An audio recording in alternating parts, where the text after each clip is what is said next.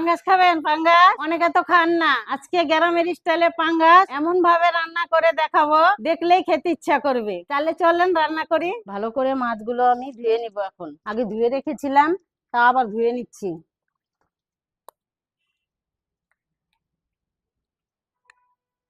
আমি এখন হলুদ লবণ মাখিয়ে নেব। পাঙ্গাস মাছ তো অনেকে খায় না, তেল আর গন্ধর জন্য খায় না।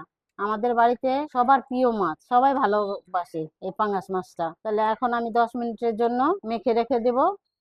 পাঙ্গাস মাছটা আজকে আমি সুজি কচু আর আলু দিয়ে রান্না করব। এখন আমি কেটে নেব।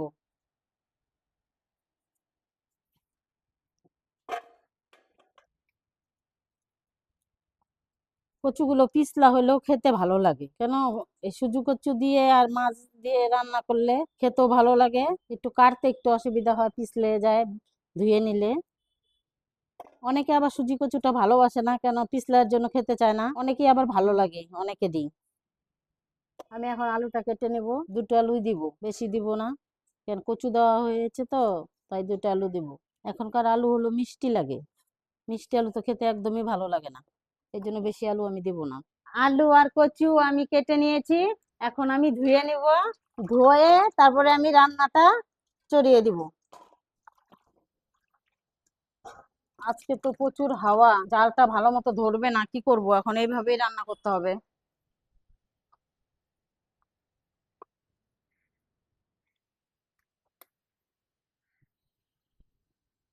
উনুনটা ধরে গেছে, আমি কড়াইটা বসিয়ে দিব। কড়াইটা আমার গরম হয়ে গেছে, আমি মাছ ভাজার জন্য তেল দিয়ে দিলাম।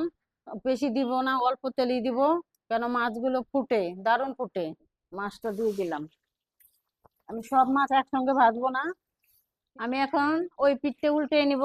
এই পিঠটা ভাজা হয়ে গেছে, বেশি ভাজবো না, তেল উঠবে প্রচুর ভাজলে পরে। এই মাছগুলো তো তেল এমনি তেল দেওয়া হয়ে গেছে বেশি, আর কম দেওয়া দরকার ছিল, এখন দিয়ে ফেলছি, কি করব। মাছগুলো ভাজতেই তো ভয় লাগতেছে, ফুটে আমার শরীরে চলে আসছে তেল। কি তেলটা বেশি রকম হয়ে গেছে না, আর এমনি তো এগুলো তো তেল বেরোয়, পাতলা হয়ে যাবে মাছগুলো ভাজতে ভাজতে, তেল উঠতে উঠতে। আমি মাছগুলো বেশি ভাজবো না, মাছগুলো যেটুকু ভাজা হয়েছে ঠিকই হয়েছে। এখন মাছগুলো আমি তুলে নিব।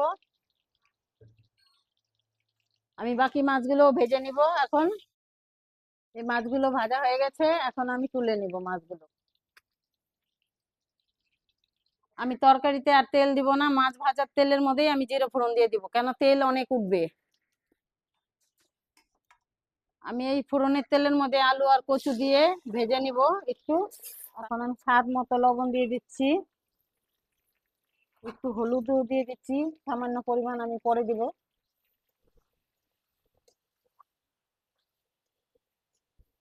আলুটা আর কচুটা আমার ভাজা ভাজা হয়ে গেছে, আমি বাটা মশলাটা দিয়ে দিচ্ছি। এখানে আছে লঙ্কা, আদা আর পেঁয়াজ, আর একটু গুঁড়ো লঙ্কাটাও দিয়ে দিব।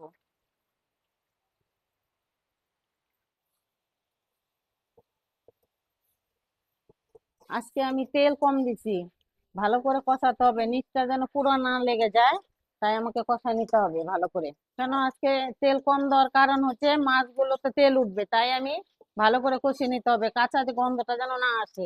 সবজিটা কষানো হয়ে গেছে আমার, এখন আমি জল দিয়ে দিব। আমি পরিমাণ মতো জল দিয়ে দিচ্ছি,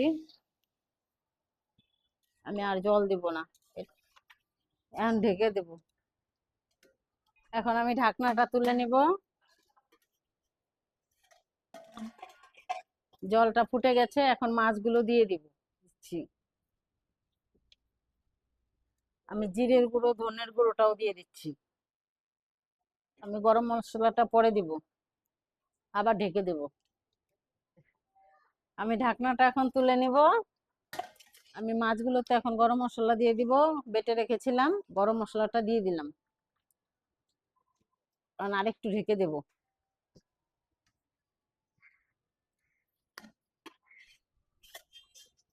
তরকারিটা হয়ে গেছে, এখন আমি নামিয়ে নেব।